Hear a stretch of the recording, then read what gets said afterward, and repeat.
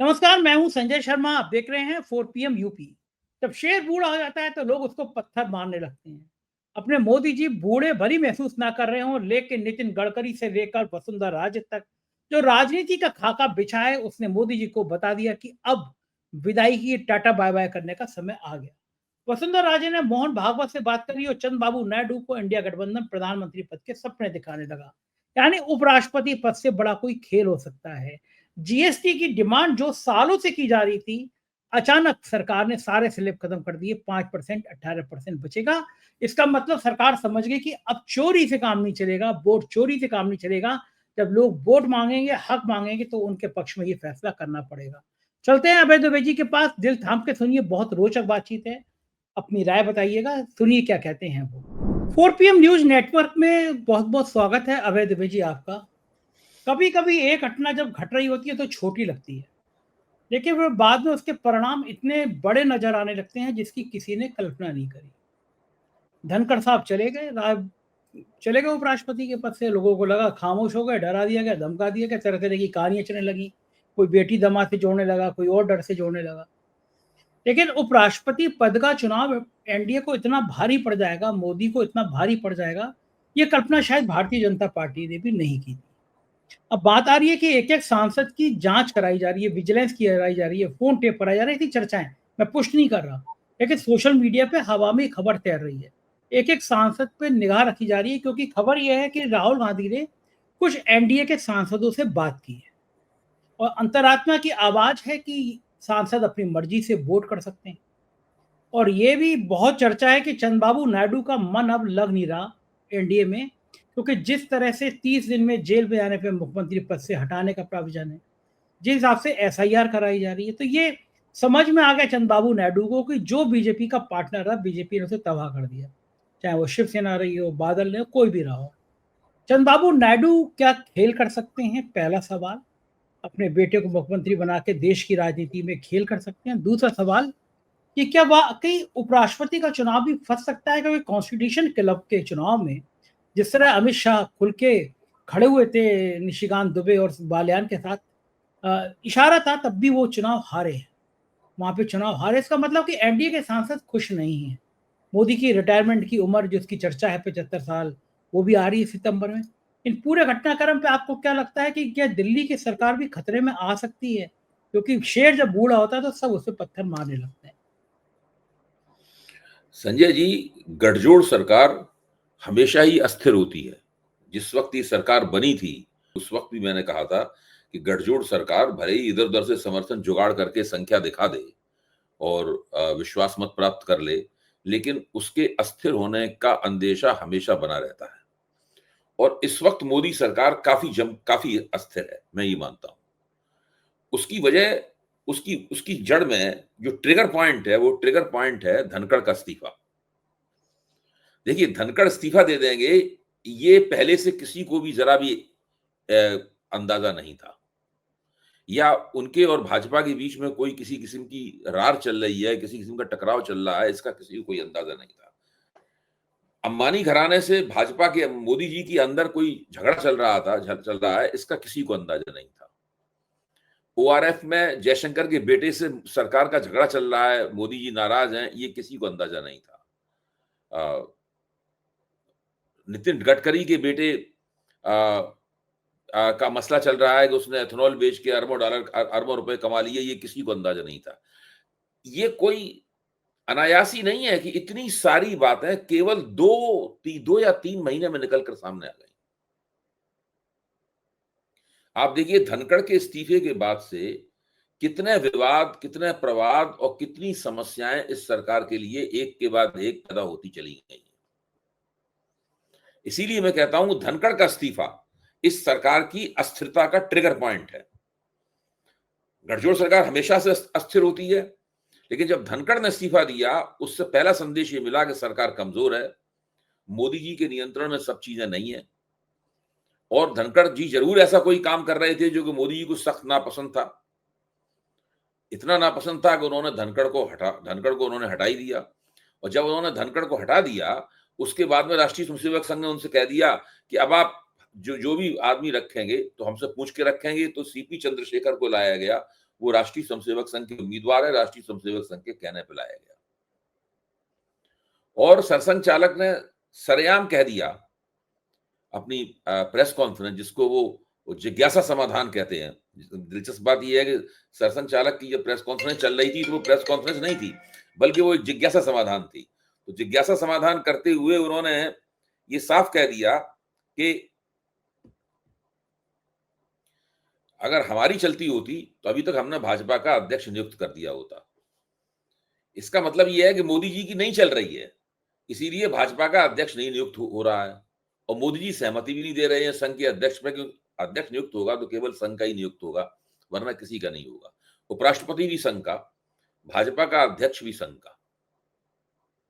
तो ये एक ऐसी स्थिति है जिससे लगता है कि राष्ट्रीय स्वयंसेवक संघ सत्ता को चलाने की जो जितनी भी बागडोरें हैं, उन बागडोरों को एक एक करके अपने हाथ में लेता जा रहा है। मोदी जी के पास दरअसल कुछ खास बचा नहीं है जिसके जरिए वो प्रधानमंत्री पद पे काबिज होने का आनंद प्राप्त कर सकें। वो प्रधानमंत्री पद पे तकनीकी रूप से काबिज हैं, क्योंकि राष्ट्रीय स्वयंसेवक संघ के पास उनका प्रतिस्थापन नहीं है, उनका विकल्प नहीं है। आज मैं एक संघ के एक जानकार व्यक्ति से बात कर रहा था, तो मैंने कहा कि भाई मोदी जी को मैंने उससे सवाल पूछा है कि अगर 2024 में मोदी जी को 300 सीटें मिल जाती, 300 सवा 300 सीटें मिल जाती और एनडीए को कुल मिलाकर 350 से 450 के बीच सीटें मिल जाती, तो तब भी क्या मोदी जी को भाजपा का राष्ट्रीय अध्यक्ष तय करने का अधिकार नहीं होता? तो बोले हाँ, तब बिल्कुल होता। नहीं, क्यों? कि तब वो दुधारू गाय होते, तो उनकी एक लात भी बर्दाश्त की जा सकती है। तो मैंने कहा तो जिस किसान की गाय दुधारू नहीं रहती, उसको कसाई को बेच देता है। इसके अलावा यही जो पशुधन है, उसकी अर्थव्यवस्था यही है गांव में। जब तक गाय दुधारू होती है, बछड़े देती रहती है, तब तक वो रहती है, उससे लाड़ प्यार किया जाता है, उसको खिलाया पिलाया जाता है। और जब वो दुधारू नहीं रहती है तो कुछ दिनों बाद में एक आध अपवाद को छोड़ के बाकी सारी गायें जो हैं वो बूचड़ खाने के लिए बेच दी जाती हैं। तो हमने कहा ये जो गाय है जो 2024 से पहले ज्यादा दूध दे रही थी, अब जाहिर है कि 2024 के बाद ये कम दूध दे रही है और उसके दूध का उत्पादन निरंतर कम होता जा रहा है, तो इस गाय को कसाई को बेचे जाने का नंबर कब आएगा? यही सवाल मैंने पूछा। तो बोले नहीं, अभी तो गाय दूध दे रही है, अभी वो बात नहीं आई, वो नौबत नहीं आई है उसकी। लेकिन ये नौबत जरूर आ गई है कि अब इस गाय को बढ़िया चारा नहीं खिलाया जाएगा। सत्ता का जो उपभोग कर रहे थे वो निर्द्वंद होकर पिछले 10 साल से, वो अब नहीं कर पाएंगे, उसके लक्षण साफ दिखाई देने लगे हैं। और ये बात केवल हम और आप इतने होशियार नहीं है, हम और आप देख पा रहे हैं। चंद्रबाबू नायडू हम लोगों से ज्यादा होशियार है, नीतीश कुमार भी हम लोगों से ज्यादा होशियार है। वो तो बिहार में चुनाव चल रहा है और उन लोगों को मिलकर चुनाव लड़ना है, इसलिए नीतीश कुमार कुछ दांव पेच नहीं कर रहे हैं। लेकिन आंध्र प्रदेश में चुनाव तो अभी बहुत दूर है। आंध्र प्रदेश में चुनाव तो लोकसभा के साथ हुआ था। जितना लोकसभा चुनाव में देर है उतनी आंध्र प्रदेश के चुनाव में देर है। तो वहां पर चंद्रबाबू नायडू को बहुत सारा समय अपने गुजारना है और पूरी उन्हें प्लानिंग करनी है। और उनके बेटे नारा लोकेश बहुत ही महत्वाकांक्षी हैं, सब लोग जानते हैं इस बात को कि वो भी अपने आप को आंध्र प्रदेश के मुख्यमंत्री के तौर पर देखते हैं। और चंद्रबाबू नायडू को इस बात का भी एहसास है कि मोदी जी की कमजोर नस उनके हाथ में है। और इस वक्त चूंकि उपराष्ट्रपति का चुनाव सिर पर है, तो चंद्रबाबू नायडू निश्चित रूप से एक सौदेबाजी कर सकते हैं। और वो सौदेबाजी कुछ इस तरह की होगी कि वो केंद्र में अपने लिए एक बहुत ही कोई आरामदेह, प्रभावशाली और फायदेमंद जगह की मांग करेंगे और उसके बदले में कहेंगे कि आपको हमारे सारे वोट प्राप्त होंगे सीपी चंद्रशेखर को। और आंध्र प्रदेश में उनका बेटा राज करेगा और केंद्र में सत्ता की एक मजबूत बागडोर वो अपने हाथ में संभालेंगे। वो वित्त मंत्री का पद भी मांग सकते हैं, वो गृह मंत्री का पद भी मांग सकते हैं, वो रक्षा मंत्री का पद भी, जो मेरे ख्याल से अगर चंद्रबाबू नायडू जाएंगे केंद्र में, तो जो शीर्ष के 5 मंत्री होते हैं उन्हीं में से कोई एक मंत्री पद वो प्राप्त करना चाहेंगे। अच्छा, मोदी जी को अगर अपना उपराष्ट्रपति जिताना है, और अगर सोचिए मोदी जी अगर संघ की पसंद के उपराष्ट्रपति को नहीं जिता पाए और खुदा न खास्ता कहीं वो हार गया, तो राष्ट्रीय स्वयंसेवक संघ यही मानेगा कि इन्होंने हरवा दिया, क्योंकि इनके मन का प्रत्याशी नहीं था, हमारे मन का प्रत्याशी था। उसके बाद में उनके और राष्ट्रीय स्वयंसेवक संघ के बीच में बिल्कुल 100% ठन जाएगी। संघ उनके खिलाफ कोई वक्तव्य तो नहीं देगा, लेकिन उनकी वो जड़ें काटना शुरू कर देगा, उनकी छटाई नीचे से शुरू हो जाएगी, ऊपर वो जमीन पे चलते रहेंगे और नीचे से उनकी जमीन खोखली होती चली जाएगी। ये संघ ने बहुत लोगों के साथ किया है। तो परिस्थिति कुल मिला के ऐसी है कि मोदी जी को नहीं पता है कि उनके पास कितने दिन बचे हैं। मोदी जी जब चीन गए थे, आप सोचिए, चीन गए थे तब उन्हें पता था कि हमारे पास 3.25 साल बचे हैं, जो एंटी इनकम्बेंसी है, हम लौट के आएंगे तो 3.25 साल समय का सदुपयोग करके किसी तरीके से हम एंटी इनकम्बेंसी को पलट सकते हैं। जब चीन से लौट के आए हैं तो तमाम विशेषज्ञ कह रहे हैं कि भारत की जो प्रतिष्ठा है और भारत की जो राष्ट्रीय अखंडता है, ये चीन के पास ये गिरवी रखाए है। इस बात के ऊपर जब जोर दिया जाएगा और इस बात का जब प्रचार किया जाएगा, तो राष्ट्रवाद का मसला जो हमेशा भाजपा के हाथ में रहता था, वो धीरे धीरे फिसलता हुआ राहुल गांधी के हाथ में चला जाएगा, अखिलेश के हाथ में चला जाएगा, तेजस्वी के हाथ में चला जाएगा। देखिए, ये बात बहुत समझने की है। ऑपरेशन सिंदूर को जिस तरह 22 मिनट में मोदी ने बंद किया और संसद में राहुल गांधी ने उनके मुंह पे कहा, रक्षा मंत्री के मुंह पे कहा कि आपने इतने 1:05 पे आपने ऑपरेशन सिंदूर शुरू किया, 22 मिनट बाद आपने पाकिस्तान को फोन कर दिया कि हम ऑपरेशन सिंदूर बंद कर रहे हैं। इससे भी मोदी का जो राष्ट्रवाद है उसके ऊपर एक सवालिया निशान लगा, और चीन में ये जो करके आए हैं इससे भी उनके ऊपर सवालिया निशान लगेगा। इस देश में जो जो जो प्रधानमंत्री चीन और पाकिस्तान को टक्कर देता हुआ नहीं दिखेगा, जनता की निगाह में वो राष्ट्रवादी या देशभक्त नहीं हो सकता। और मोदी जी के लिए ये सबसे कमजोर नस है इस वक्त। इस चीज को संघ भी देख रहा है कि कांग्रेस इस बात को कैसे उठाती है और उसका प्रभाव कितनी दूर तक जाता है। मैं तो मानता हूं ये एक ऐसा सवाल है जो कि एसआईआर और वोट चोरी का जो आंदोलन कांग्रेस ने शुरू किया है वो भी प्रभावशाली है, वो मोदी को परेशान कर रहा है। लेकिन उस आंदोलन के साथ में ये राष्ट्रवाद वाला मसला भी जुड़ जाए तो मोदी जी के लिए सत्ता पर बना रहना तकरीबन नामुमकिन हो जाएगा। चंद्रबाबू नायडू को तो छोड़ ही दीजिए, भाजपा के अंदर से राष्ट्रीय स्वयंसेवक संघ उनके खिलाफ बगावत करवा देगा। अच्छा, ये डर है जिसकी वजह से भारतीय जनता पार्टी के संसदीय दल की बैठक नहीं बुलाई जाती है? मोदी को इतना डर हो गया कि उनके मुंह पर बीजेपी के सांसद खड़े होकर विरोध कर देंगे, विद्रोह कर देंगे कि मोदी जी आप गलत कर रहे हैं, पार्टी का ऐसा हाल नहीं करना चाहिए। ये कहा जा सकता है क्या यही डर है या कोई और डर है? क्यों नहीं संसदीय 240 नहीं भाई, देखिए 240 सांसद हैं लोकसभा में, उसके बाद राज्यसभा के सांसद हैं।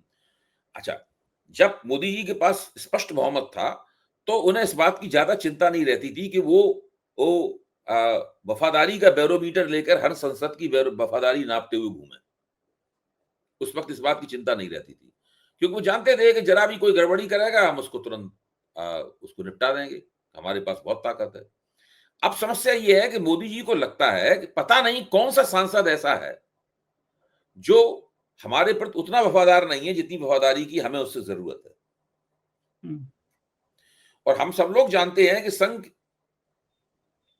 भले ही मोदी जी के स्पष्ट बहुमत के कारण लगातार चुप रहा हो, लेकिन ऐसा तो है नहीं कि भाजपा के अंदर उसकी पैठ नहीं थी, भाजपा के संसदीय दल में उसकी पैठ नहीं थी, राज्यसभा के सांसदों में पैठ नहीं थी, लोकसभा के सांसदों में पैठ नहीं थी, जो प्रदेशों की सरकारें थी उसमें पैठ नहीं थी। बातें सब वो तो थी, वो तो एक मौके का इंतजार कर रहा था। जैसे ही उन्होंने बहुमत खोया, उसे ट्रिगर पॉइंट मिला और उसके बाद उसने मोदी जी की छटाई शुरू कर दी। तो स्थिति बिल्कुल मोदी जी प्रधानमंत्री हैं और ज्यादा संभावना अभी इसी बात की दिखती है कि वो बने भी रहेंगे, लेकिन वो प्रधानमंत्री नहीं है जो कि जून से पहले थे। परिस्थितियां उनके विपरीत हो चुकी हैं, किसी तरीके से वो अपना काम चला रहे हैं और चीन से लौटने के बाद में परिस्थिति उनके लिए और भी विषम है, क्योंकि मेरा मानना है कि राहुल गांधी का एंटेना बहुत तेज है। राहुल गांधी ने ये भांप लिया है कि ये बंदा चीन में जो करके आया है इसके ऊपर इसको फंसाया जा सकता है, क्योंकि चीन में देखिए आज अखबारों में खबर है और सोशल मीडिया पे घूम रही है कि पुतिन ने शी जिनपिंग के साथ में 22 समझौते किए। कितने? 22 समझौते किए। मोदी जी ने कितने समझौते किए? 0।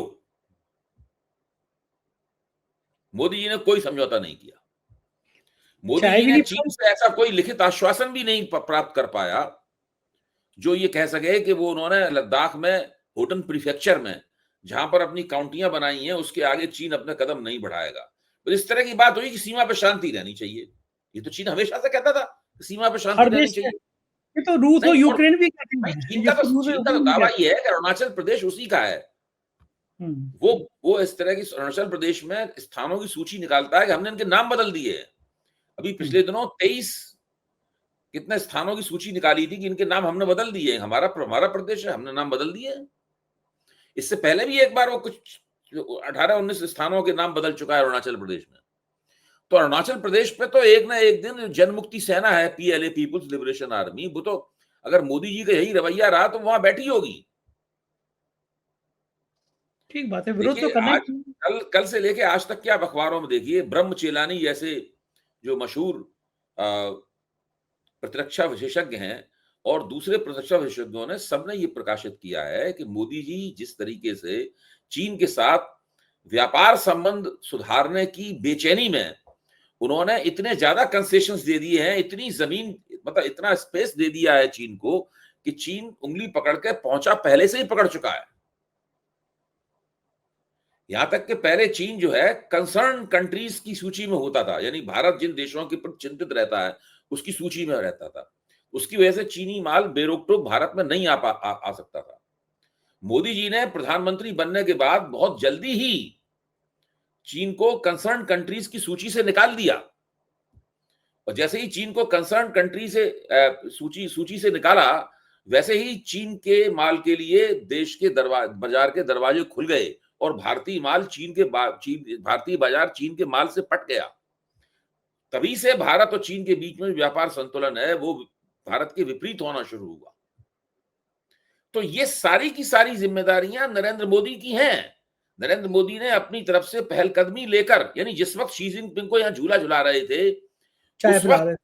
हाँ चाय पिला रहे थे, उस वक्त चीनी सेना डोकलाम में अतिक्रमण कर रही थी और भारतीय फौजियों के साथ में उसकी हिंसक मुठभेड़ की जमीन तैयार हो रही थी और वो यहां से गए, हिंसक मुठभेड़ हुई, उसमें 20 भारतीय शहीद हो गए।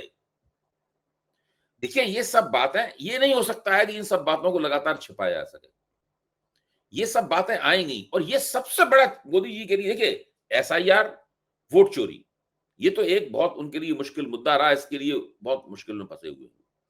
उधर अगर ये राष्ट्रवाद वाला मसला, एक तो ऑपरेशन सिंदूर में उन्होंने जो किया है उससे उनकी जो राष्ट्रवादी तथाकथित मर्दानगी, ये 56 इंच वाली उसके ऊपर सवालिया निशान लग गया है। सब लोगों के दिमाग में है कि भाई इन्होंने अपनी तरफ से ये ऑपरेशन बंद क्यों किया। और दूसरी तरफ अगर ये चीन वाला मसला भी उसके साथ जुड़ गया तो समझ लीजिए कि मोदी जी का काम हो गया। ठीक बात है, और मुझे तो बड़ा खराब सा और लगा इस कि परिस्थिति को सब लोग देख रहे हैं। इस हाँ। परिस्थिति को डोनाल्ड ट्रंप देख रहे हैं, इस परिस्थिति को पाकिस्तान देख रहा है, इस परिस्थिति को चीन देख रहा है, राहुल गांधी देख रहे हैं और मैं मानता हूं कि अडानी अंबानी भी देख रहे हैं इस परिस्थिति को। टाटा, बिरला और सुनील भारती भी इस परिस्थिति को देख रहे हैं, यानी कारपोरेट पूंजी भी इस परिस्थिति को देख रही है। देखिए ये बहुत ही एक नाजुक मुकाम है नरेंद्र मोदी की प्रधानमंत्रित्व का। इस नाजुक मुकाम को अगर वो संभाल ले गए तो वो 2029 तक चल जाएंगे, लेकिन यहां अगर लड़खड़ाए तो उनको फिर संभलना मुश्किल हो जाएगा। ठीक बात है, ऐसे तमाम मुद्दे हैं और मेरी समझ में तो ये नहीं आता कि इतना डर किस चीज का। बाकी प्रधानमंत्री इतना डरते नहीं थे कभी। एक तो वो मोदी मीडिया कह रहा था, देखिए बॉडी लैंग्वेज, देखिए बॉडी लैंग्वेज पे मनन करना चाहिए। प्रधानमंत्री और चीन के राष्ट्रपति के बीच में कितनी बढ़िया बॉडी लैंग्वेज है। मैंने कहा कि देखा उनको किस चीज की बॉडी लैंग्वेज दिखा रहे थे वो। फिर मैंने पाकिस्तान में जब प्रधानमंत्री जी ने अपना जहाज उतरवा दिया था, मैंने वो बॉडी लैंग्वेज देखी, मैंने तुलना करी। मैं कहा वो तो नवाज शरीफ से भी ऐसी मिले जा रहे हैं, पाकिस्तान में जाके ऐसी चीन के आगे मिले जा रहे हैं। फिर सोशल मीडिया पे उनकी तस्वीरें वायरल हुई कि जो प्रधानमंत्री किसी देश का आता है, मोदी जी लगते हैं कि ये ऐसे मिलते थे वो भगवान मिल गया मतलब हमें। फिर उसके फोटो वायरल होते हैं, फिर उसके ट्वीट वायरल होते हैं और हमें सम्मान कितना मिलता है वो पाकिस्तान के संग झड़प में दिख गया। पूरी दुनिया पाकिस्तान के साथ खड़ी हो गई और हमारा विदेश नीति बाबा जी का टुल्लू। एक तो विदेश मंत्री इतना बेकार बन गया ना मैं अपना। आपसे सवाल पूछता हूं संजय जी, ये जो शंघाई सहयोग संगठन है, इसका एक, जब भारत को उसकी अध्यक्षता मिली थी बाई रोटेशन, तो भारत ने इसको बाकायदा शारीरिक रूप से इस सम्मेलन को आयोजित करने से ही इनकार कर दिया था और उसको ऑनलाइन मोड में करवाया था भारत ने। इस सम्मेलन ही पूरा भारत ने ऑनलाइन मोड में कन्वर्ट कर दिया था। एक जमाना वो भी था। इसके बाद जब तजाकिस्तान में इसका अधिवेशन हुआ है, तो भारत ने उसमें, मोदी जी ने उसमें भाग लेने से इनकार कर दिया था, उसके अंदर गए नहीं थे वहां। इस बार चीन को ढोल मजीरे बनाकर ट्रंप को अपनी ताकत दिखानी थी। इसके लिए जरूरी था कि बड़े और छोटे हर तरह के देश इसके सम्मेलन में भाग लें। इसलिए शी जिनपिंग ने अपना जाल फेंका और मोदी जी उसमें फंस गए। चर्चा भी, क्योंकि ये ट्रंप के टैरिफ मिसाइलों के जो घाव थे, उन घावों को सहला रहे थे उस वक्त मोदी जी, इसलिए उस जाल में फंस गए और वहां चले गए। गोदी मीडिया तो आदेश पे काम करता है, उसको तो पता ही नहीं है देश का हित वगैरह, उसके देश का हित कैसा है, आगे विदेश नीति के परिणाम क्या होंगे, इन सबसे गोदी मीडिया को कोई मतलब नहीं है। अगर अभी प्रधानमंत्री दफ्तर से आदेश आए तो कि ये शी जिनपिंग की निंदा करो, तो वो निंदा करने लगेंगे गोदी मीडिया वाले। कोई दिमाग तो ना लगाते हैं अपना, वो जो कहोगे वो करने लगेंगे, उसमें कोई बात नहीं। जिधर हरीश जोशी का मैसेज आ गया और भाई साहब शुरू, जो हुक्म मेरे आका, शुरू हो जाएगा। इसलिए उनकी बात तो छोड़ दो। तो अच्छा, ये प्रधानमंत्री जी कुछ दिन पहले, अभी कुछ दिन पहले कह रहे थे छोटी छोटी आंखों वाले गणेश जी, लंबे समय तक कि चीन की झालों का बहिष्कार करो, चीन ऐसा है। प्रधानमंत्री को शर्म नहीं आएगी? लोग कहेंगे कि पाकिस्तान के संग खड़े होकर गोली चला रहा था, मिसाइल चला रहा था। नरेंद्र मोदी अपनी 15 मिनट पहले वाली बात भूल जाते हैं। आप तो मतलब आप देखिए, नरेंद्र मोदी तय करते हैं कि उनकी याददाश्त कब कितनी क्या काम करेगी, वो सारी बातें भूल जाते हैं। नरेंद्र मोदी ये भी आजकल तो हालत ये, नरेंद्र मोदी ये भी भूल जाते हैं कि कब उन्होंने कौन सा वो किया था, कौन सा फिक्रा बोला था, तब उसका राजनीतिक नतीजा क्या निकला था। नरेंद्र मोदी भूल गए हैं कि कर्नाटक में उन्होंने अपने आप को जो गालियां मिली हैं उनकी सूची पेश की थी और अपनी प्रतिष्ठा को पूरे चुनाव का मुद्दा बनाया था। भारतीय जनता पार्टी उसके नतीजे के तौर पर चुनाव हार गई थी। अब वो बिहार में वही काम कर रहे हैं। वो भूल गए कर्नाटक में वो इस काम का नुकसान उठा चुके हैं। अब बिहार में बारी है उस नुकसान को उठाने की। बताइए, माता जी के नाम। बिहार चुनाव भी एक ऐसी घटना है। अगर बिहार में भारतीय जनता पार्टी और ये नीतीश और बीजेपी की जोड़ी हार गई वहां चुनाव, तो आप समझ लीजिए उसमें मोदी जी के लिए इतनी बड़ी उसमें से उस हार में से अस्थिरता निकलेगी, इसकी कोई सीमा नहीं है। ये बात तो ठीक है कि अगर ये हार गई तो ज्यादा ही बड़ा कबाड़ा हो जाएगा बीजेपी का। बिल्कुल कबाड़ा हो जाएगा। देखिए, इनकी समझ में नहीं। देखिए, अभी भी आप सोचिए, जब सासाराम से 17 अगस्त को वोटर अधिकार यात्रा शुरू हुई, तो 12-13 दिन तक बेरोक-टोक चलती रही। भाजपा उसकी आलोचना भी नहीं कर पाई ठीक से। कुछ गाली गलौज करने के अलावा भाजपा ने कुछ नहीं किया, क्योंकि इनके पास कोई नीति नहीं थी, कुछ नहीं था। अच्छा, अब आप देखिए, किसी कांग्रेस के प्रवक्ता ने या किसी कांग्रेस के नेता ने, बड़े नेता ने, शायद पवन खेड़ा ने या प्रियंका गांधी ने ये सब बात कही है कि विदेश में जाके, या मल्लिकार्जुन खड़गे ने, विदेश में जाके तो ठहाके लगाते हैं और वहां से आके तुरंत रोने लगे।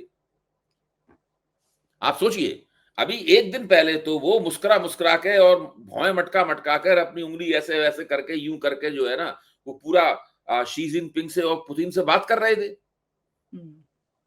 और उनकी पुतिन की लिमुजीन में बैठे हुए मुस्कुरा रहे थे। तब उन्हें नहीं पता था कि उनकी मां को गाली दी गई है वहां पर। तो दुख तो वहां भी होना चाहिए था ना। आंखों में आंसू वहां से तुरंत आए, एक ऑनलाइन मीटिंग ऑर्गेनाइज की। सुनिए आप, ऑनलाइन मीटिंग ऑर्गेनाइज की, अपनी टीम से बोलिए एक गमछा लाओ।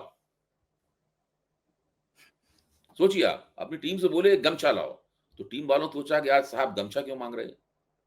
पता लगा कि बिहारियों को संबोधित करने वाले हैं तो गमछा पहन के करेंगे।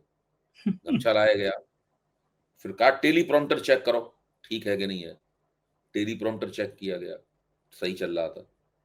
फिर उन्होंने एक और चीज की डिमांड की होगी, टीम वाले कंफ्यूज हो गए होंगे, कभी कभी मांगते हैं वो चीज, ग्लिसरीन लाओ। फिर ग्लिसरीन, मोदी जी की टीम में ग्लिसरीन आंखों में लगाने वाला एक्सपर्ट भी है। वो इस तरह लगाता है कि सही समय पे आंसू उसमें से गिरे। एक कमी रह गई अभय जी, एक कमी मेरे कहने से मोदी जी को और पूरी कर लेनी चाहिए, बिहार में पक्का चुनाव वोट मिल जाएँगे उनको, सजेशन दे क्या? देता हूँ मैं। जब जाएँ इस बार मंच पे, तो बोलते-बोलते जेब से पुड़िया निकालें, उधर घसें और यूँ करें, खैनी। यानी क्योंकि बिहार में तो मेरी रिपोर्टर गई थी हयात, वो पूछ रही थी कि वहाँ पे खैनी इतना लोग क्यों खाते हैं? प्रधानमंत्री जी को अगर ये शो में कर लें, उनको समस्या क्या है? वो तो कर ही लेते हैं।